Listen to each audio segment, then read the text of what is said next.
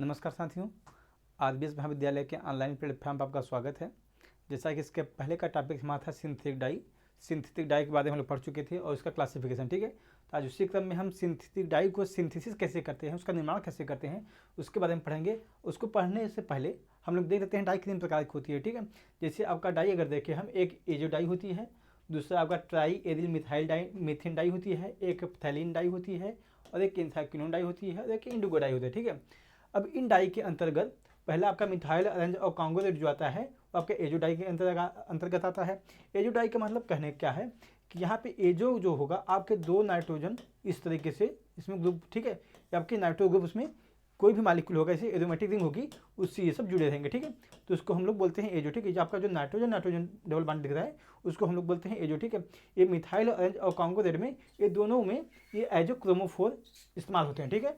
अब हम देखते हैं ट्राई एरिल मिथाइल डाई में इसमें दो आते हैं, इसमें मेलाचाइड ग्रीन आता है, क्रिस्टल वायलेट आता है, और थैलीन डाई में आपका होता है फिनाप्थिलीन आता है। एज ए इंडिकेटर इस्तेमाल करते हैं, वॉल्यूमेट्रिक एनालिसिस हम लोग करते हैं तो इसका इस्तेमाल करते हैं, ठीक है, फिनाप्थिलीन का और फ्लोरेसेंस का, ठीक है। आपका जो चौथा है एल्जीरिन है, ठीक है, और क्या इंडिगो डाई है। तो आइए हम शुरू करते हैं इसको क्लास को। सिंथेसिस हम पहले देखेंगे मिथाइल ऑरेंज की, कॉन्गोलेट की और मेलाचाइड ग्रीन की और क्रिस्टल वायलेट की, ठीक है। आज हम 4 टॉपिक को पढ़ने वाले हैं। तो हम शुरुआत करते हैं एजो डाई से। एजो डाई होता क्या है पहले इसको देखते हैं, ठीक है।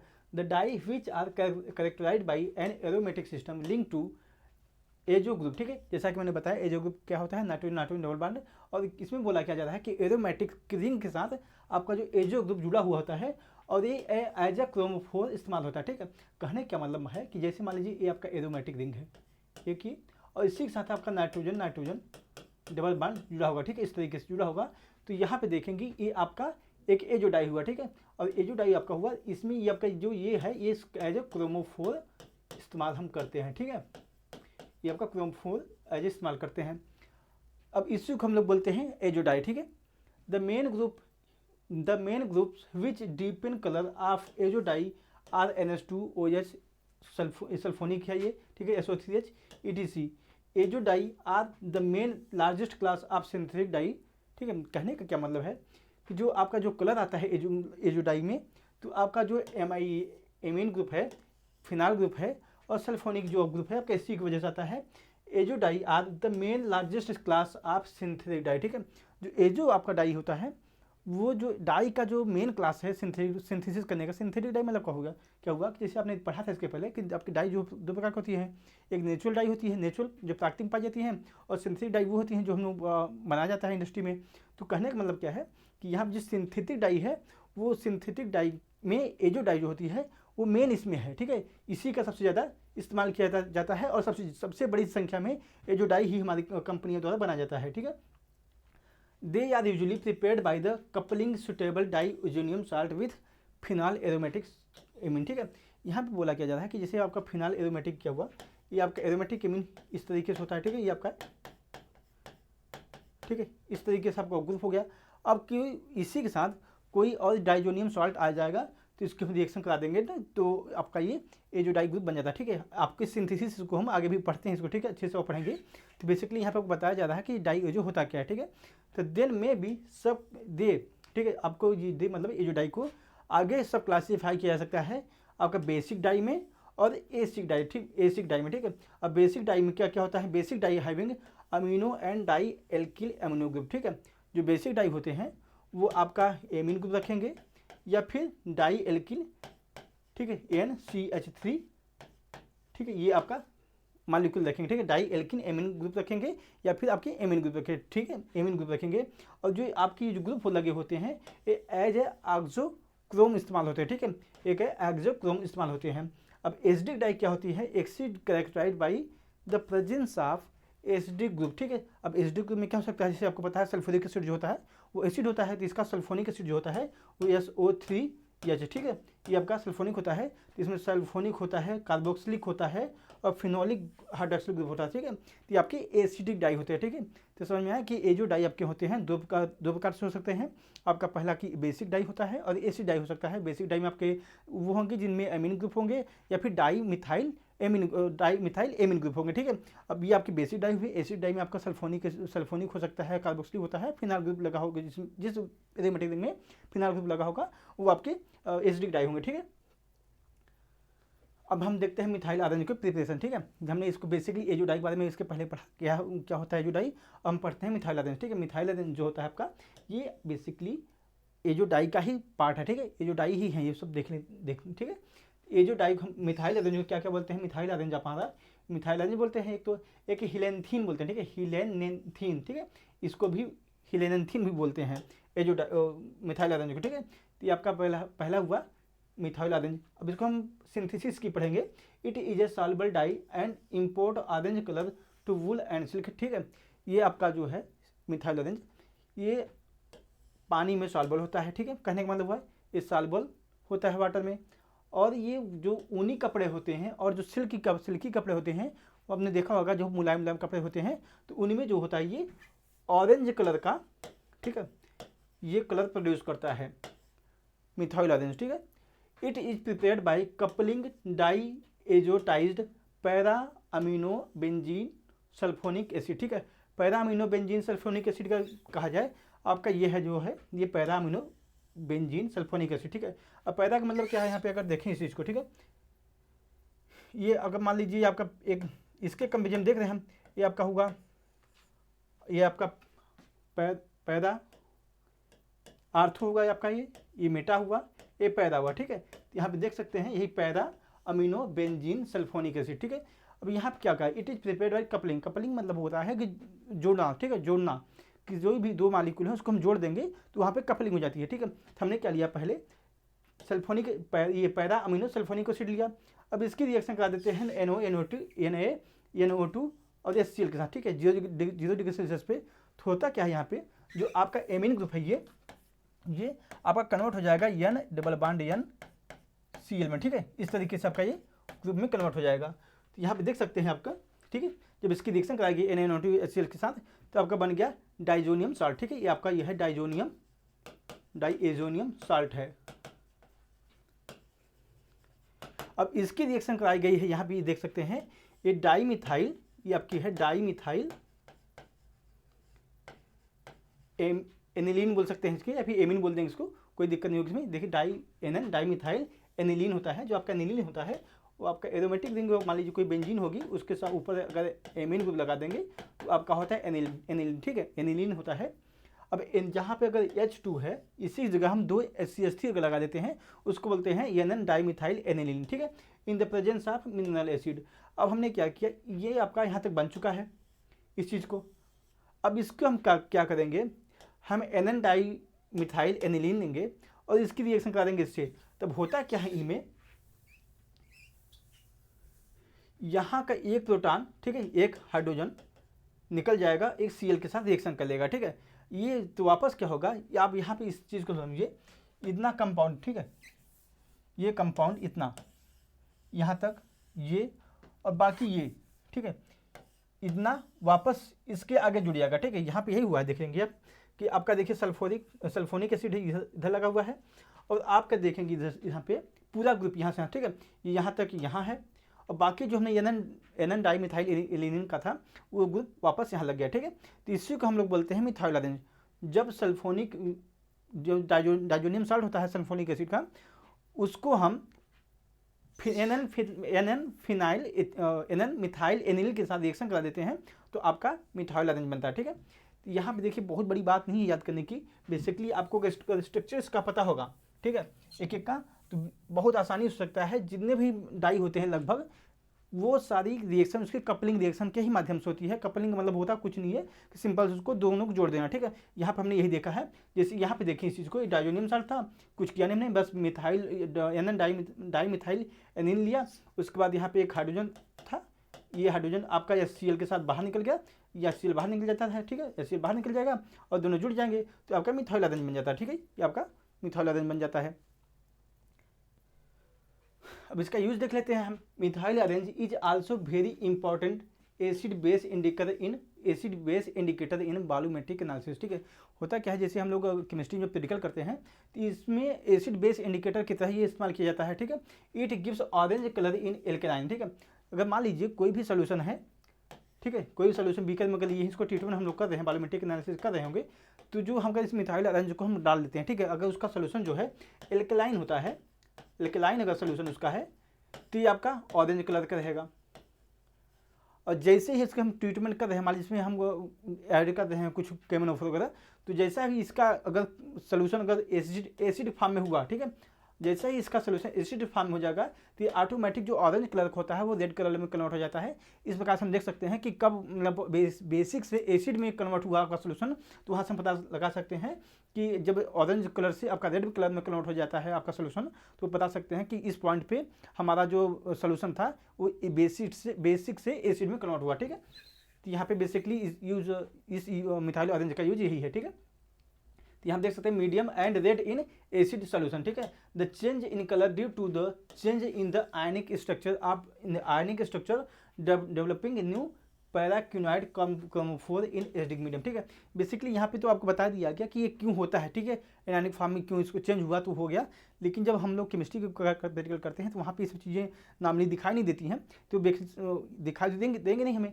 तो यहाँ पे कैसे हुआ, ठीक है, एसिड से बेसिक से एसिड जब होता है तो क्यों होता है, तो वहाँ जब बेसिक से एसिड होता है तो वहाँ पे जो इसके मालिक्यूल होते हैं जो मिथाइल ऑरेंज के, उनमें कन्वर्जन क्या होता है वहाँ पे दिखाया गया है कि ठीक है, ये आपका ऑरेंज होता है बेसिक मीडियम में और ये आपका एसिड होता है रेड, ठीक है, रेड होता है मिथाइल ऑरेंज, यहाँ पे आपका ऑरेंज कलर का होता है, ठीक है। इसको याद करने की जरूरत नहीं है फिलहाल, ठीक है, आपको पता होना चाहिए कि ये इस तरीके से आपका बेसिक मीडियम में स्ट्रक्चर बनता है और मिथाइल ऑरेंज का, और एसिड मीडियम में इस तरीके से बनता है। अब हम पढ़ लेते हैं कांगोरेड के बारे में। कांगोरेड डाई, ठीक है। Congo red is prepared by coupling of tetrazotised benzidine with 2 molecule of naphthenic acid, ठीक है। इसको हम देखते हैं अभी, ठीक है, इसकी रिएक्शन क्या होती है अभी देखेंगे अच्छे से। पहले हम लोग समझ सकते हैं कांगोरेड बनता कैसे कैसे, ठीक है। तो पहले हम क्या करेंगे टेट्रा, ठीक है, पहले हम लोग क्या करेंगे आपका टेट्रा एजोटाइज्ड लेंगे, बेंजीडीन लेंगे, ठीक है, आपका पहले लेंगे इसको, उसके बाद नेफ्थेनिक एसिड लेंगे, इसके 2 मॉलिक्यूल, ठीक है। अब 2 मॉलिक्यूल की हम कपलिंग करा देंगे तो आपका बन जाता है कांगोरेड, ठीक है। The blue dye formed here is converted into its red sodium salt disodium with sodium chloride. Congo red is used to for dyeing cellulosic fibre like cotton jute, ठीक है।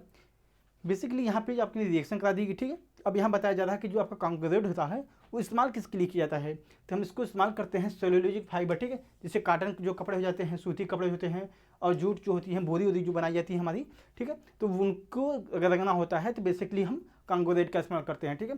It is first synthetic direct red, ठीक है, it is first synthetic direct red dye produced which is capable of dyeing cotton directly, ठीक है। यहाँ पे क्या बोला जा रहा है कि मतलब ये पहली ऐसी डाई है जिसको हम जिसे हमें सूती कपड़े को रंगना हो तो डायरेक्ट रंग सकते हैं, ठीक है। This is red in alkaline solution, it is very sensitive to acidic, the colour change blue from red in the presence of inorganic acid, ठीक है। जैसा कि इसके पहले देखे थे मिथाइल ऑरेंज का, तो ऑरेंज से रेड कन्वर्ट होता था, लेकिन जो आपका कांगोरेड होता है वो आपका ब्लू से रेड में कन्वर्ट होता है, ठीक है। जैसे ही ब्लू होता है हमारा बेसिक सोल्यूशन में, जैसे ही रेड आता है एसिड सोल्यूशन आता है उसमें रेड हो जाता है, ठीक है। तो यही बोला जाता है this is red in alkaline, आपका एल्कलाइन सोल्यूशन में आपका रेड होता है और एसिडिक सोल्यूशन में आपका ब्लू होता है, मैंने उल्टा बता दिया था, ठीक है। तो this is red in alkaline solution, it is very sensitive to acid, this colour change blue from red in presence of inorganic acid, ठीक है। तो इसको हम देख लेते हैं, प्रिपरेशन देख लेते हैं कांगोरेड का। ये आपका है नेफ्थेनोइक एसिड है, ठीक है, ये आपका, इसका हमने 2 मॉलिक्यूल लिया, और एक हमने देखा था टेट्रा डाइएजो सॉल्ट था, ठीक है। टेट्रा डाइएजो का मतलब क्या हुआ, जैसा इसके पहले देखा था हम लोग डाइएजो था, ठीक है, डाइएजो में देखा था 2 NN डबल बॉन्ड था, अगर टेट्रा लगा हुआ 4 हो गए, तो यहाँ पे देख सकते हैं ये एक यहाँ पे है, एक यहाँ, ठीक है, यहाँ पे 4 नाइट्रोजन है, तो टेट्रा डाइएजो सॉल्ट है यहाँ पे। तो बेसिकली यहाँ पे कुछ नहीं है, यहाँ पे जो हम लोगों ने इसके पहले देखा था रिएक्शन में, ठीक है, इसको हम लोगों ने कुछ इस तरीके से देखा था, ठीक है, ये आपकी बेंजीन थी, और यहाँ पे हम लोगों ने कुछ इस तरीके से देखा था, ठीक है। तो यहाँ पे क्या क्या गया देखेंगे, इसी की एक मॉलिक्यूल और लिया गया इसी को, ठीक है, वापस यहाँ पे जोड़ दिया गया है। देखेंगे सेम वही प्रोसेस किया गया, ठीक है। तो ये आपका टेट्रा डाई जो सॉल्ट है, ठीक है। तब इसकी रिएक्शन हम कहते हैं कपलिंग। कपलिंग मतलब होता है इसको जोड़ देते हैं, ठीक है। इसको 2 मालिक्यूल लेते हैं, इसका 1 मालिक्यूल लेंगे। जब इसकी रिएक्शन देखेंगे तो होता क्या है कि जो आपका यहाँ वाला मालिक्यूल, ठीक है, यहाँ पे देखिए ये NH2 है ना, तो यहाँ वाला इसकी रिएक्शन हो जाती है इस, यहाँ पे क्या होगा, एक यहाँ पे H होगा, H+ निकल जाता है, यहाँ Cl- निकल जाता है, ठीक है। तो एक साइड एक मालिक्यूल इसका इस साइड जुड़ जाता है और दूसरा मालिक्यूल यहाँ जुड़ जाता है, ठीक है। तो यहाँ पे देख सकते हैं आप, ये आपका डाई सोडियम सॉल्ट ऑफ कांगोलेड बन जाता है, ठीक है। यहाँ पे स्ट्रक्चर बहुत बड़े बड़े हैं देखने के लिए, लेकिन बहुत आसानी से इसको समझ सकते हैं हम लोग, ठीक है। इसमें कुछ है नहीं, आपने 2 मालिक्यूल लिया, इसमें टेट्राडाई जो सॉल्ट था उसमें एक साइड एक मालिक्यूल चिपक गया और दूसरे साइड एक मालिक्यूल चिपक गया, ठीक है। और जुड़ता कहाँ पे है, जो एनिलीन का जो पोजीशन होती है, एनिलीन मतलब एमीन जो पोजीशन है उसकी आपके पहले इसके लेफ्ट साइड में जुड़ जाता है, ठीक है। इसकी जो पोजीशन होती है यहाँ पे जुड़ जाएगा दोनों मालिक्यूल, ठीक है, यहाँ पे, ठीक है। एक यहाँ जुड़ेगा इसके साथ और एक यहाँ जुड़ जाएगा, ठीक है। तो आपका देखेंगे इस प्रकार से कांगोलेड आपका बन जाता है, ठीक है। अब इसमें क्या करते हैं, अब यहाँ पे क्या करेंगे, NaCl, ठीक है, सॉल्ट जो हमारा होता है उसको अगर हम डाल देंगे तो ये देखेंगे डाइसोडियम सॉल्ट बनता है, ठीक है, डाइसोडियम सॉल्ट बनता है। इसमें हुआ क्या, कुछ नहीं है, यहाँ पे बेसिकली यहाँ पे जो लोन पेयर इलेक्ट्रॉन था, ठीक है, यहाँ पे इसको ट्रांसफर किया गया, यहाँ पे ट्रांसफर किया यहाँ पे, और इसमें भी सेम प्रोसेस से हुआ है, इसको यहाँ ट्रांसफर किया गया, इसको यहाँ ट्रांसफर किया गया। तो होता क्या है कि यहाँ पे देखेंगे इस चीज़ में कि मेनली यहाँ पे रिएक्शन देखेंगे, यहाँ पे डबल बॉन्ड कन्वर्ट हो जाता है, ठीक है। यहाँ पे देखेंगे, यहाँ पे अगर देखें अगर बेंजीन वगैरह में, तो यहाँ जो डबल बॉन्ड था वो कन्वर्ट होकर यहाँ पे आ जाता है, ठीक है। इसमें भी यही सेम हुआ है, ठीक है। NaCl डालने के बाद यही हुआ है और कुछ हुआ नहीं बेसिकली आपका ये भी स्ट्रक्चर सही है और ये भी स्ट्रक्चर सही है, ठीक है। तो आप दोनों को देख सकते हैं, बेसिक दोनों में कुछ अंतर नहीं है, बस इसका रिजोनेंस स्ट्रक्चर फॉर्म बना दिया गया है और ये आपका रिजोनेटिंग स्ट्रक्चर फॉर्म बन गया, ठीक है। ये रिजोनेटिंग स्ट्रक्चर बन गया है और ये आपका नॉर्मली स्ट्रक्चर है, ठीक है। आपका कांगोलेड हुआ ये आपका ट्राई एथिल मिथाइल डाई, ठीक है। हमने जैसा बताया था कि एजो डाई में हमने 2 बताए थे, ठीक है, मिथाइल ऑरेंज और कांगोलेड, ठीक है। उसको हम लोग देख चुके हैं, उसकी सिंथेसिस। अब हम लोग देखते हैं टेट्रा एथिल मिथाइल डाई के बारे में, ठीक है। इसको हमें बेसिकली याद ही करना होता है, इतनी रिएक्शन बड़ी देखते हैं, बस उसमें बस कपलिंग रिएक्शन के माध्यम से होती है। बस आपको बेसिक 2 आपके रिएक्टेंट याद करने पड़ते हैं, बाकी सब अपने आप समझ लेंगे, थोड़ी बहुत चीज़ें तो अपने आप याद हो जाएंगी, ठीक है।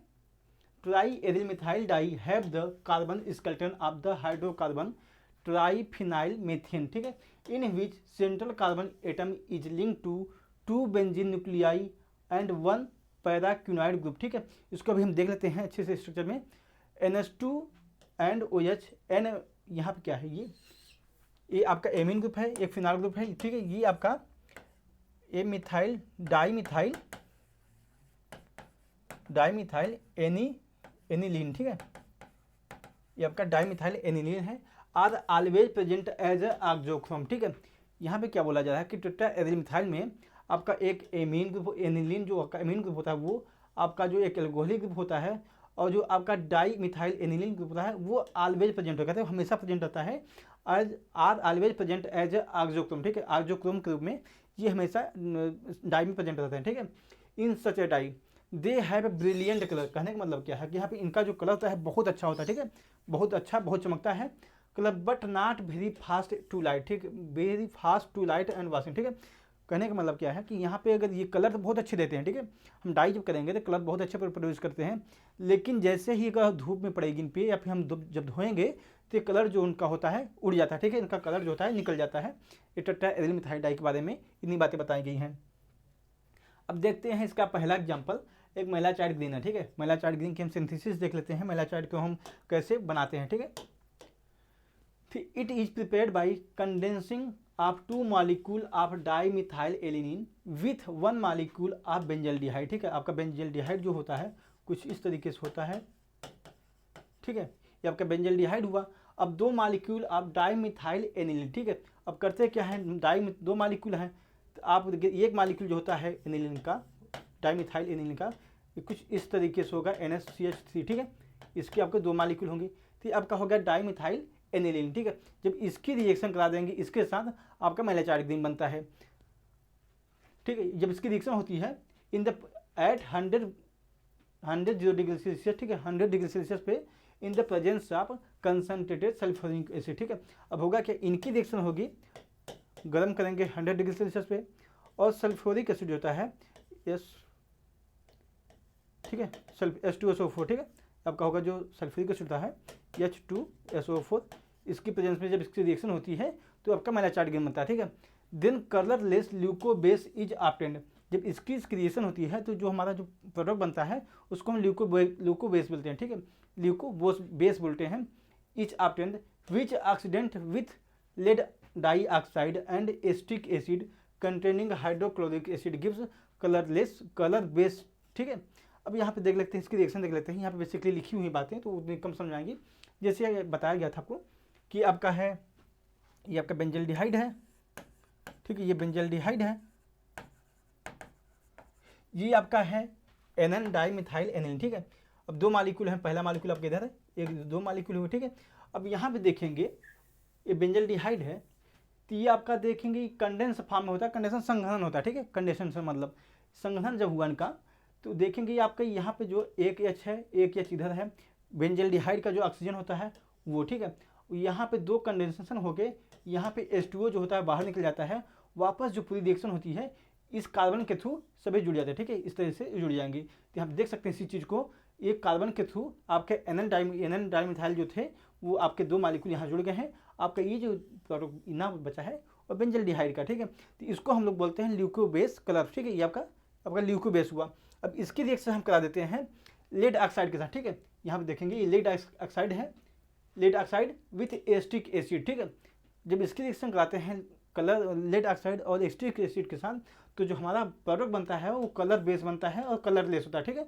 तो आप देख सकते हैं बेसिकली इसमें बहुत अंतर नहीं है, बस यहाँ पे देखेंगे लोन पेयर इलेक्ट्रॉन जो होता है वो बस डिलोकलाइज हो जाते हैं, ठीक है। अब इसमें क्या करते हैं, इसी सोल्यूशन में, ठीक है, अगर एक्सेस में हम HCl डाल देंगे, ठीक है, HCl जो होता है एक्सेस में डाल देंगे तो हमारा जो प्रोडक्ट बनता है वो मेलाचाइट ग्रीन बनता है, ठीक है। ये आपकी इसकी सिंथेसिस हुई। यहाँ पे इसमें अगर हम देखना चाहें तो आप देखेंगे जो OH ग्रुप है वो बाहर निकल गया है, ठीक है, क्योंकि जो लोन पेयर इलेक्ट्रॉन था यहाँ पे जैसे ही अटैक करता है इधर तो पूरी रिंग रोटेट हो जाती है और यहाँ पे जो आपका हाइड्रोक्सिल ग्रुप होता है वो बाहर निकल जाता है, ठीक है, एज ए H2O। यहाँ पे देख सकते हैं H2O जो आपका है वो बाहर निकल गया है। तो जो आपका प्रोडक्ट बनता है वो मेलाचाइट ग्रीन बनता है, ठीक है। रिएक्शन बहुत बड़ी बड़ी है देखने के लिए, स्ट्रक्चर आपको बहुत बड़े बड़े देखने को मिलेंगे लेकिन बहुत आसान है, क्योंकि अगर बेसिकली इसका जो सिंथेसिस कैसी हो रही वो अगर हमें पता चल जाएगा तो बहुत आसानी से हम इसको बना सकते हैं, ठीक है। अब देखते हैं सेकंड आपका कलर बेस, ठीक है। तो अगर यहाँ पे क्या हुआ, आपका जो कलर बेस है, यहाँ पे देखें ये कलर बेस आपका सेकंड है, यहाँ colour base second on treatment with excess of hydrochloric acid, ठीक है। जैसे कि मैंने बताया जो आपका लेड ऑक्साइड और एसिटिक एसिड के साथ जब रिएक्शन कराने पे जो हमारा कलर बेस सेकंड प्राप्त हुआ था, अब इसी में अगर हम एक्सेस में HCl डाल देंगे तो मेलाचाइट ग्रीन बन जाता है, ठीक है। तो यही यहाँ पे लिखा है with excess of hydrochloric acid produce malachite green, ठीक है, ये आपका प्रोडक्ट बन जाता है। यहाँ पे हम सिंथेसिस पढ़ रहे हैं मेलाचाइट ग्रीन की, तो यहाँ पर हमें मेलाचाइट ग्रीन मिल जाता है, ठीक है।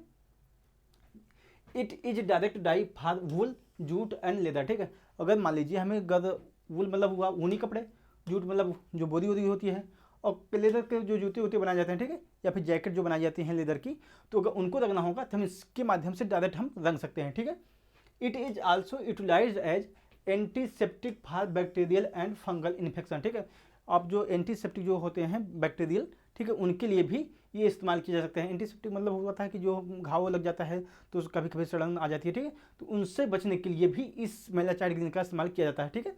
In botanical experiment it is used as a counter stain for staining the bacterial spore, ठीक है, spore together with the safranin. जब हम बॉटनिक एक्सपेरिमेंट करते हैं तो जो हमारे बैक्टीरियल स्पोर होते हैं, मतलब जो छोटे छोटे होते, ठीक इस तरह से होते हैं, वो जब इनको रखना होता है हमें जो स्लाइड में देखनी होती है, तो स्लाइड में इसको देखने के लिए हम लोग अगर नॉर्मली तो ट्रांसपेरेंट होते हैं, जब इसको हम ये मेलाचाइट ग्रीन के माध्यम से अगर रंग देते हैं तो एक कलर देते हैं, ठीक है, और ये सैफरिन के साथ इसको डालते हैं, ठीक है।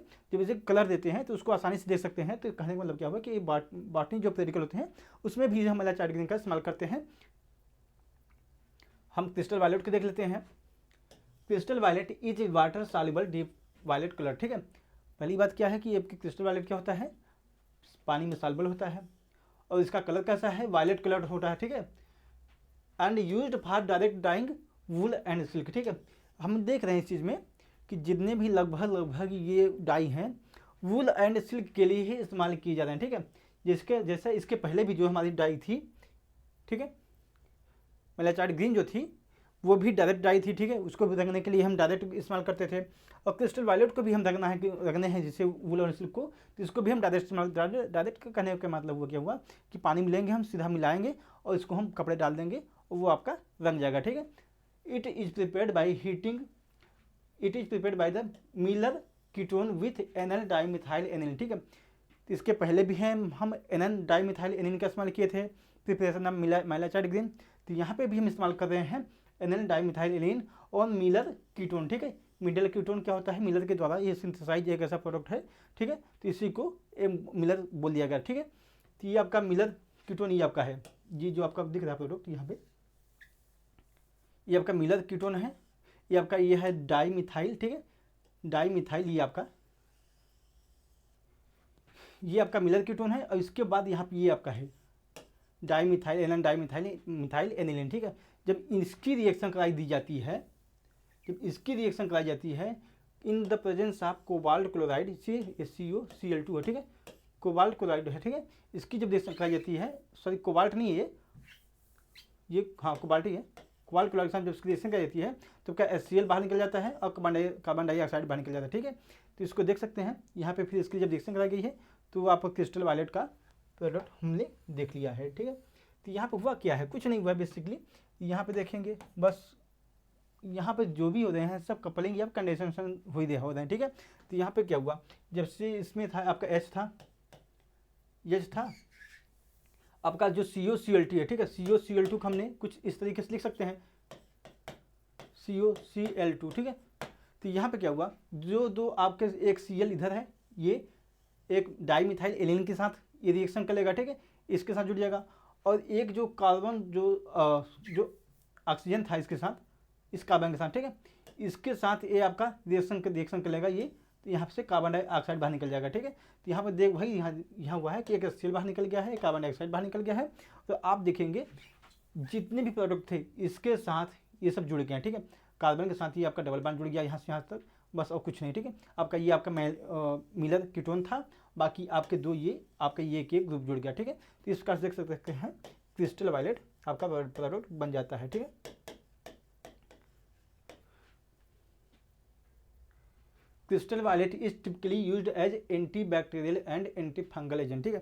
तो आप इसको एंटी बैक्टीरियल मतलब क्या हुआ कि जो बैक्टीरिया से जो कुछ घाव वगैरह होते हैं या फिर कहीं कुछ इन्फेक्शन वगैरह होते हैं और फंगल के द्वारा जो इन्फेक्शन होते हैं उनको बचाने के लिए हम क्रिस्टल वायलेट का भी इस्तेमाल करते हैं, ठीक है।